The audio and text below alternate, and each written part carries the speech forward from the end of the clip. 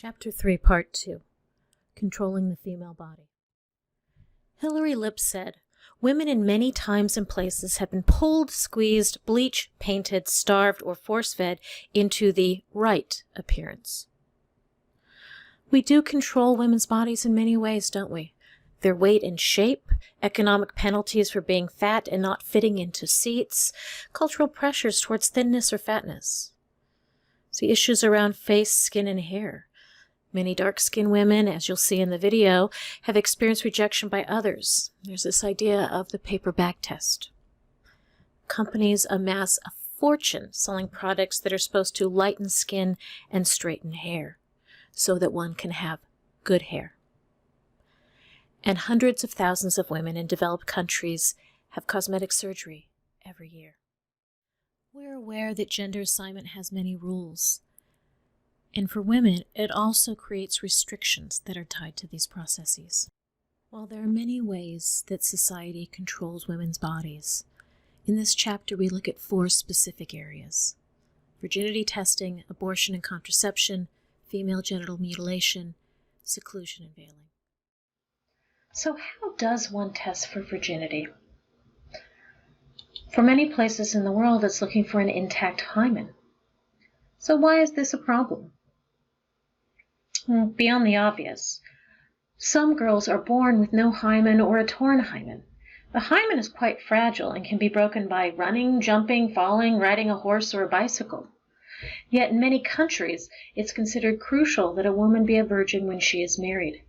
So much so that women, their mothers, girls will go to great lengths to do so, including bribing doctors and inserting thin pieces of meat into their vagina canal to give the illusion of a hymen.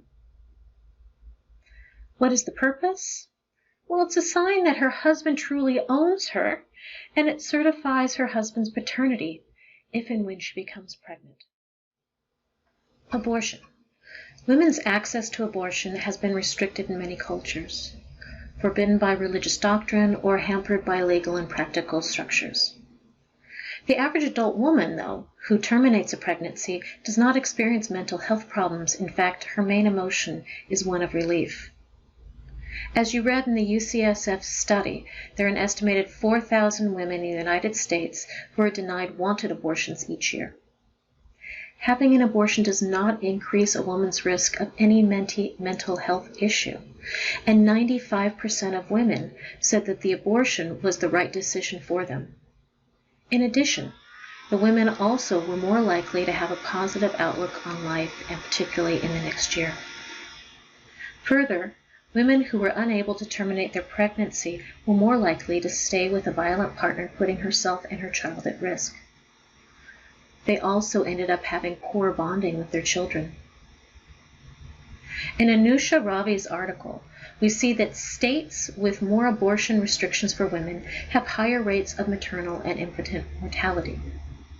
It is safer for a woman to have a legal abortion than to give birth in most Western countries, including the U.S., which has a mortality rate of 0.0006 for abortions versus 0.556 for childbirth.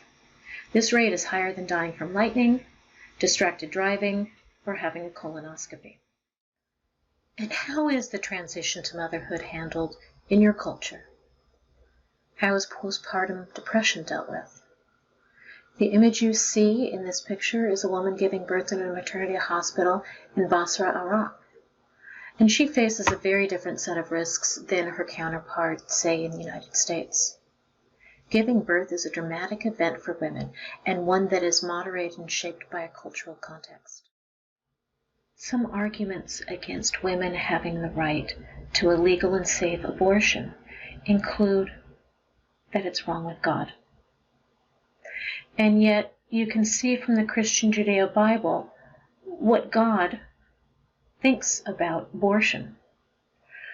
From this small list of a few things, you can see that there is nothing in the Judeo-Christian Bible that is opposed to abortion, so it is some other social construct created to manage and control women. Female genital mutilation. It's recognized by the United Nations and the World Health Organization as a violation of human rights. It's followed in many African and Arab countries. It is common in Ethiopia, Tanzania, Egypt, many more. And as more people from African countries continue to migrate, a number are bringing this practice to other parts of the world. Now let's take a moment to talk about what it is and what it is not.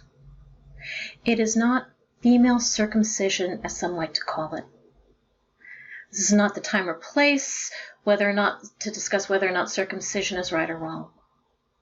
I will remind us all, though, that circumcision has not been deemed as a human rights violation.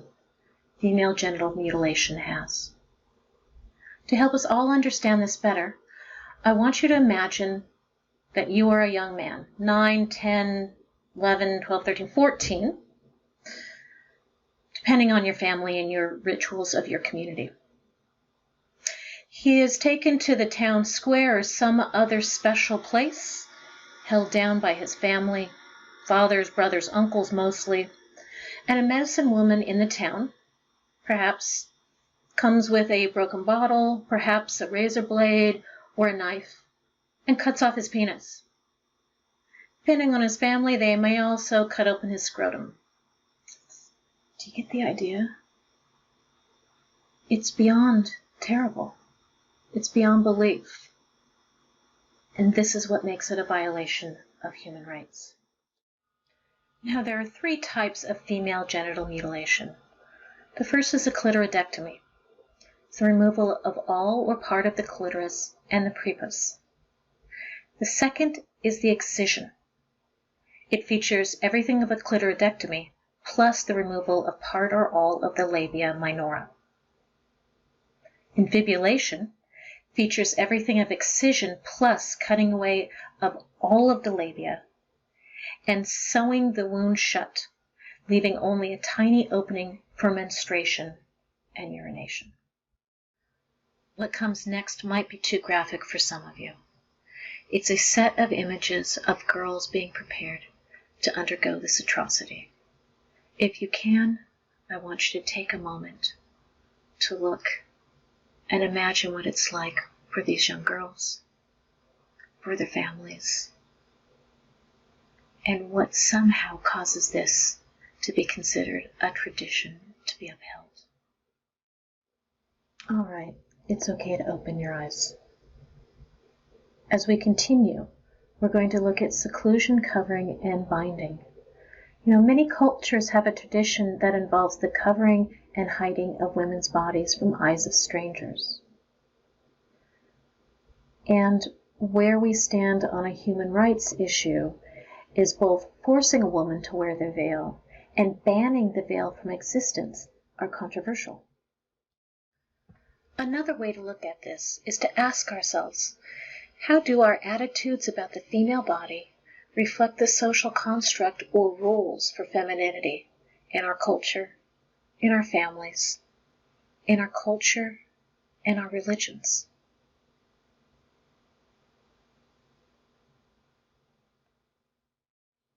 But wait, one last thing before we go, and that's to touch upon objectification theory. This theory emphasizes treating women's bodies as sexual objects and has a variety of negative psychological consequences for women and girls. They learn to internalize observers' sexualized perspectives of their own bodies. They're socialized to continually monitor their appearance and to worry about how others, especially men, will judge them based on their bodies. Again, weight and shape, face, skin, and hair all come into matter. And as you can see from the comic, and what is so wittily pointed out in the comic, which one is a form of objectification of women? Or are they both?